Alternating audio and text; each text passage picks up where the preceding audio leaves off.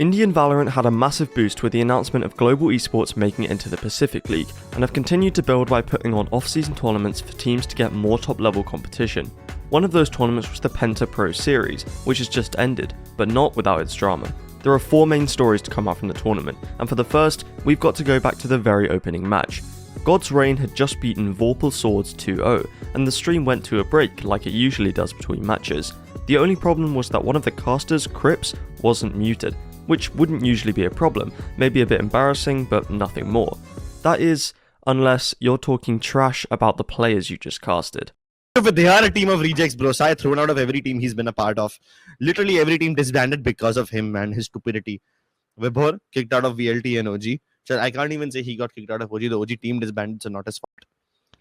Now he tried a Ember, kicked out of Revenant. Hoax, yeah. Hoax was never even considered seriously for any lineup for that matter.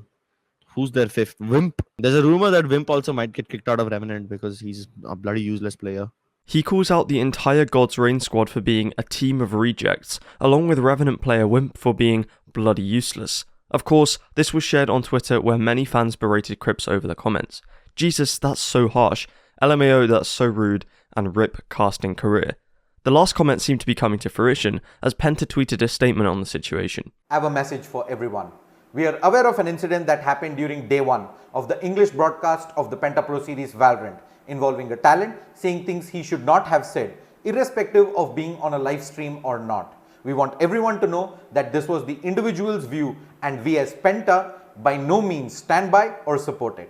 It ended with the news that Crips wouldn't be casting any more of the event, to some people's praise. There's another question we should be asking in this situation though, and that's whose fault actually was it? Of course, if Crips hadn't said what he said, there wouldn't be any drama, but he also shouldn't have been unmuted by production. We've all given our opinions on certain players at some point, and Crips was simply doing that here. This comment from CSGO caster T-Time sums it up well. Wow, so stupid. Production is throwing the casters under the bus. Shame on you for making some guy's career worse by blaming your mistakes on him. Crips defended himself on Twitter, but it wasn't until the great uniter of Indian Valorant Global Esports decided to make a content piece on it that his reputation would be mostly restored. It starts with Crips being tied up behind the Global Esports COO and establishing what his punishment should be by asking the players who Crips talked about in the controversial clip. Hey guys, हमने Crips को kidnap कर लिया है और आज इसकी हड्डी पसली एक करनी है, इसको मारामारी करनी है, तोड़फोड़ करना है, जो करना है करेंगे। लेकिन आप बताओ क्या पनिशमेंट होना चाहिए for what he said last week. मैं कैंसिल कल्चर के कंप्लीटली अगेंस्ट हूँ। हर बंदा अगर अपना ओपिनियन देगा और उसको अगर सजा मिलनी स्टार्ट हो जाएगी तो ये बहुत गलत हो जाएगा। हर बंदे के पास हक है अपना ओपिनियन देने का। They said that they didn't believe in cancel culture and that you shouldn't be punished at all, a message which Global Esports echoed. देखो, जो हुआ ठीक नहीं हुआ, लेकिन अपनी ओपिनियन शेयर करने के लिए किसी की आवाज छीनना गलत है यार। Crips seems to have been forgiven by the community, but in the next piece of drama, it was actually a caster themselves who felt wronged. This next story isn't specific to the PENTA Esports tournament, but to all Indian tournaments and how they treat casters. On the 21st of December, a twitlonger was published by the caster Zach titled My Experiences as a Caster in India. It focused on topics like low pay. She provided the example of her first casting job, which consisted of casting 6+ games a day, only paying 12k a month. No, not 12k USD, but 12k Indian rupees, and that's equal to $145 a month. That is nothing. And sometimes these payments don't even come in on time, so casters can't rely on the money they've earned coming in. She also spoke about sexism in the scene in terms of double standards with dress codes, along with male colleagues receiving much higher pay than her for the same events, up to twice or even 3 times as much. And her final point, event management by most TOs is effing horrific here, let's face it, highlighting some common issues with Indian Valorant tournaments such as not starting on time and having bad stream quality. This statement was met with huge support and agreement from the community, with comments like, I believe everyone knew it was this bad but kept silent. Good on you for highlighting this to help others. And if I share my experience as an observer, my god will it be a book of hollow wishes, suggesting that these problems aren't specific to casters but a multitude of roles at Indian Valorant events. One of the worst parts about this entire situation is that Zach felt like she could only say this as she was moving out of the country, over fear of losing work before she moved to Europe. Another thing mentioned in the twitlonger was that being open about her experiences before left her being blacklisted from certain events, so it's no wonder she didn't want to share this statement earlier. The point about event management is especially true, and it would be highlighted again the following day, back in the PENTA Esports tournament. Velocity Gaming had made it into the final round robin stage of the tournament, where they won 2-0 against Revenant in their first match and lost 2-0 in their second match to Bleed Esports from Singapore. After that series, one of the players for Velocity, Excali, released a twitlonger titled The Current Situation. It explained that they were forced to play on Singapore servers against Singaporean teams, and that he has no idea why the TOs don't want to use the server veto thing and make the teams play on a fair ground. Not only that, but Velocity were almost made to play on Singapore servers against Revenant, which would be 2 Indian teams not playing on Indian servers. He also mentions that people will go on thrashing the teams on the losses, which is a big trend in Indian Valorant. Fans will constantly berate their own teams, as they feel India should have better results.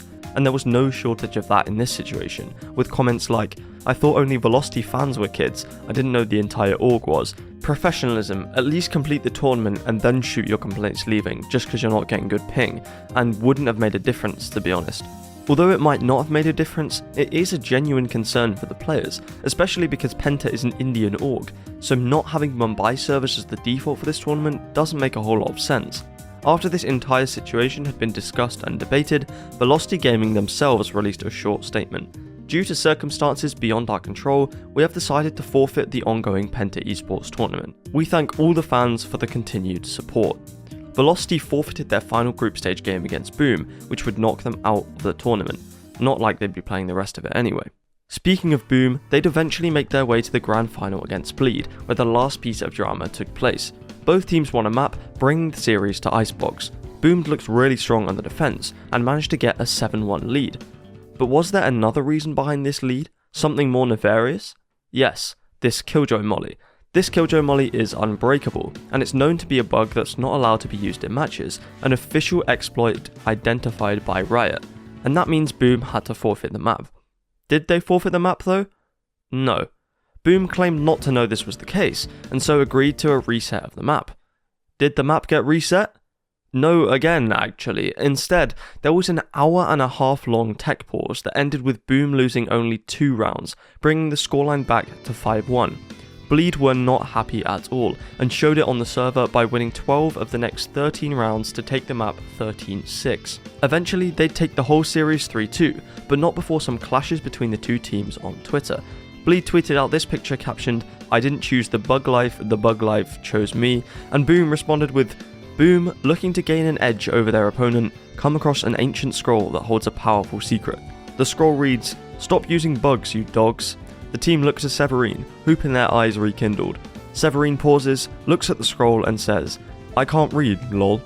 The situation was pretty confusing for all involved, but the Bleed coach Godspeed explained it in this thread, concluding with, "This entire thread was to shed light on the truth behind the matter, because I saw a lot of unnecessary dirt being thrown towards both sides. No hate to anyone involved. Hopefully we all now have a better understanding of how this situation should be handled." But for some reason, even though Boom used a literal bug defined by Riot, it was Bleed that received the most hate. Any rollback strategy next tournament? Damn, you got no fans to fight back. Imagine reporting a bug only when you're losing. This last comment is referring to the fact that Bleed didn't report the bug when they played against Boom in the group stage, but either way it doesn't matter. Boom used a bug that they knew wasn't allowed, and were punished for it. Deservedly so. Bleed played well and deserved to win the tournament, so good job to them, but the tournament had its issues. And issues like these ones plague any Valorant Indian tournaments that get created. Whether it's server issues, scuffed production, or casters being treated unfairly, things never seem to run smoothly. This may be part of the reason why Indian Valorant has fallen behind other regions, so the first step to changing that is to fix the issues in the high-level Indian tournaments. That way, the players can get as much experience as possible without any barriers to competition. Please don't take this video negatively, it wasn't meant at all to shame the Indian Valorant scene, rather to highlight what's been happening there and shed some light on things that may need improving to create a good future in Valorant for India as a region. I've been Commend, hope you enjoyed, and thanks for watching.